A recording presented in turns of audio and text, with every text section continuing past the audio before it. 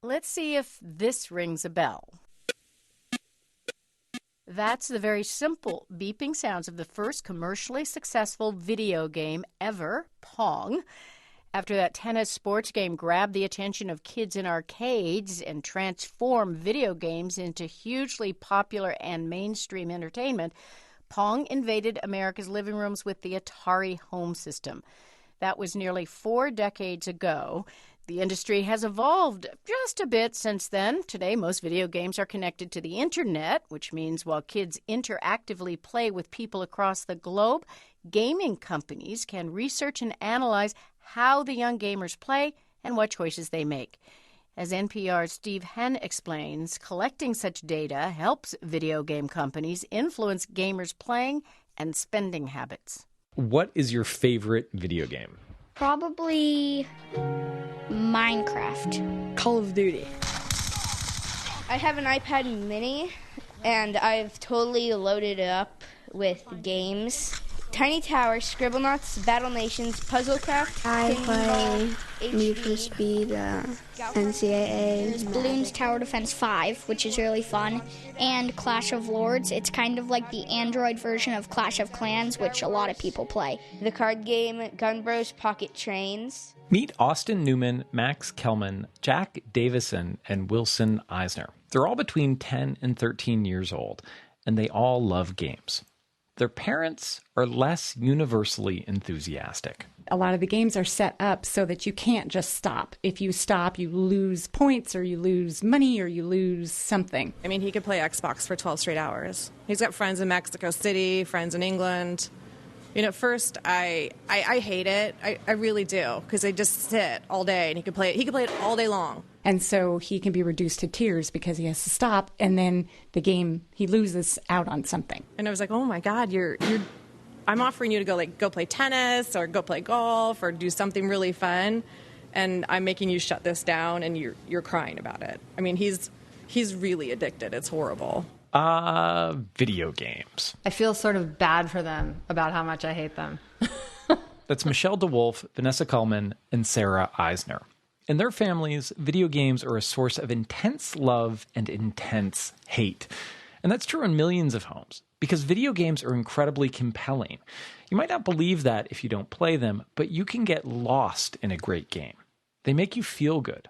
And it's no accident. The technology for this has gotten quite sophisticated. Ramin Shokrazad is a game economist for Wargame America, a big gaming company. He began his career as a neuroscientist and then studied behavioral economics. He got into games because it gave him a chance to study people in a natural setting instead of a lab. I vowed that I would not continue doing research in the space until I got the consent of a human population to do so. And in this case, I have a ready population of consenting adults that I'm able to observe now in the gaming space. So I'm quite happy about that. When I started playing games at friends' houses 35 years ago, neuroscientists and behavioral economists were not in the mix. Game companies had no idea what my buddies and I did with a game once we bought it and brought it home. But today, most games let you buy stuff, virtual goods, right inside the game. Like a new gun in Call of Duty, or a cow in Farmville. And almost every game is connected to the net, so game designers are tracking every click and collecting data about all of us while we play. At this point, every major gaming company worldwide either has in place a fully developed business intelligence unit or they're in the process of building one. Ramin Shokrazad's job is to get people to buy those virtual goods inside games. One of the tricks of the trade is something game developers at Zynga used to call fun pain. Basically, make gamers uncomfortable, frustrate them, take away their powers, crush their forts, and then at the last second, offer them a way out for a price. If it's a child, how do you even get consent for something like that? What Ramin Shokrazad is saying is that as we play games, game developers are running tests on us and our kids. They're asking themselves, what can they tweak to make us play just a bit longer? What can they change to get us to spend some money inside a game and buy something? What would make the game more fun? So as millions of us play, designers introduce little changes and get answers to all these questions in real time. And games evolve. Now, shipping a game is just the beginning. John Davison's been playing and writing about games his whole life. He now works at the video game company Red Robot Labs. He says little free-to-play iPhone games like Candy Crush Saga and Puzzles and Dragons have become brilliant at using these tests to figure out exactly how to get people to spend money. You know, people go, oh, yeah, I've got that on my phone. And then you tell them that, well, those games make millions of dollars. And they're like, yeah, every day. And it's like, oh, my God. Many of the people spending cash are kids, including John Davison's kids. So my kids, we were on vacation this year, and my kids had just got into Clash of Clans. Clash of Clans is free to download. And when you play it, you get to run your own little Viking village. You can team up with your friends, and to protect your clan, you can spend money on forts or weapons. You know, they were clearly getting a lot of enjoyment out of it. But it did get to the point where me and my wife were like, do you really want to be spending everything on this? You know, and this is from a man, we should say, who's devoted his life to video games. Oh, yeah. And it's like, you know, I was trying to sort of tot up in my head like, how much the kids had spent on this game. But there was also a degree of admiration for the team at Supercell that they'd managed to get under my 10-year-old skin to this degree.